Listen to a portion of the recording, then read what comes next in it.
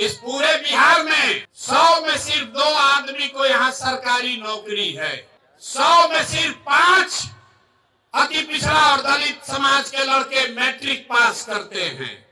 100 में 60 आदमी के पास बिहार में एक धूर जमीन नहीं है।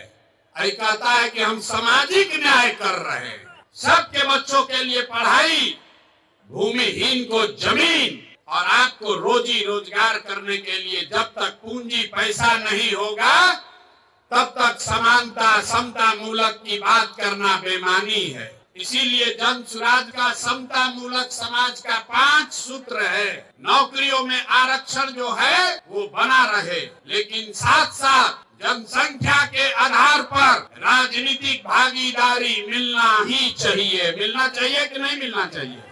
जरा हाथ उठाकर समर्थन कीजिए। मिलना चाहिए कि नहीं मिलना चाहिए? तो अति पिछड़ा समाज को जन सुराज से 70 सीट अति पिछड़ा समाज को दिया ही जाएगा। यहाँ बगल में एक दल है, एक पीछे दल है, एक उसके पीछे दल वाला अपना बंगला कब्जा किया है। ये तीनों लोग मिलके 70 आदमी को अति पिछड़ा समाज का टिकट नहीं दे सकता है। जन सुराज के नेताओं ने तय किया है, नहीं, इस बार 70 अति पिछड़ा समाज के काबिल लोग बिहार में चुनाव लड़ेंगे। खाली टिकट नहीं पाएंगे। गरीब से गरीब घर का लड़का अगर उसमें काबिलियत है तो जन सुराज अपने खर्चा पर उसको चुनाव लड़ाएगा, खाली टिकट नहीं देगा। तो पहला है नौकरियों में आरक्षण बना रहे। दूसरा है जनसंख्या के आधार पर आपको राजनीतिक भागीदारी मिले। लेकिन 3 और बात, शिक्षा के लिए जब तक गरीब का बच्चा पढ़ेगा नहीं तब तक उसको आरक्षण का लाभ नहीं मिल सकता है। इसलिए जन सुराज ने कहा है, जब तक सरकारी शिक्षा की व्यवस्था सुधरे नहीं, कैसे कि लालू नीतीश ने यहाँ शिक्षा व्यवस्था इतना खराब कर दिया है, इसको सुधारने में बरसों लगेंगे। अभी आप देखें, एक शिक्षा अधिकारी पकड़ाया है, 1 रूम रुपया भर के उसके यहाँ पकड़ाया है। नीतीश कुमार अपने को ईमानदार बता रहे। तो जन सुराज ने कहा है, याद रखिए, जब तक बिहार में सरकारी शिक्षा की व्यवस्था सुधरेगी नहीं तब तक गरीब से गरीब आदमी, आप अपने बच्चे को प्राइवेट स्कूल में भेजिए, उसका खर्चा फीस सरकार के ओर से दिया जाएगा, ताकि गरीब से गरीब का बच्चा भी बढ़िया अंग्रेजी मीडियम स्कूल में पढ़ पाए। पढ़ना चाहिए कि नहीं पढ़ना चाहिए? इस चीज का समर्थन जो लोग कर रहे हैं, जरा हाथ उठाइए, जोर से बोलिए। आपका बच्चा प्राइवेट में पढ़े, उसका फीस सरकार को देना चाहिए कि नहीं देना चाहिए? खाली नेते लोग का लड़का अंग्रेजी स्कूल में पढ़ेगा, गरीब का बच्चा भी पढ़ना चाहिए। और चौथी बात है भूमि सुधार।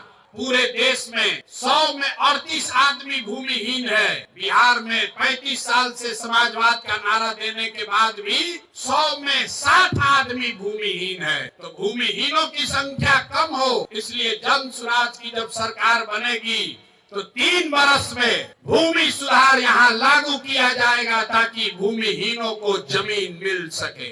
और जिसके पास जमीन है उसको डरने का जरूरत नहीं है।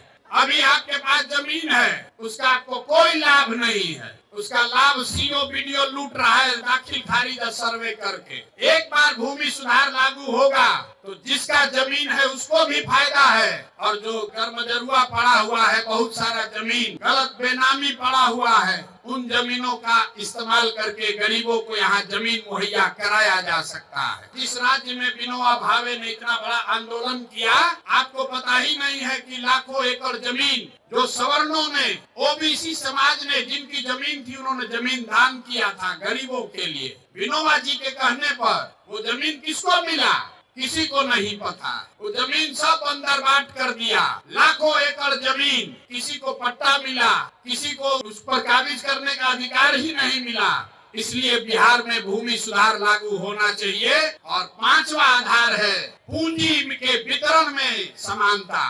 आपके गांव में जिसके पास भी पैसा है, उसके पास पढ़ाई नहीं है, जमीन नहीं है, लेकिन अगर पूंजी है तो कोई ना कोई रोजी रोजगार, दुकान व्यापार करके लोग अपना जीवन चला रहे हैं। लेकिन समाज में जो लोग पीछे छूट गए हैं, उनके पास पूंजी की उपलब्धता नहीं है।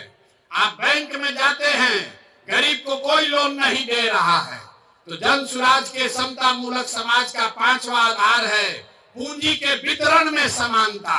अगर 100 रुपया बैंक लोन दे रहा है तो उसमें समाज के जो पिछड़े वर्ग के लोग हैं उनको उनकी संख्या के हिसाब से हक मिलना ही चाहिए।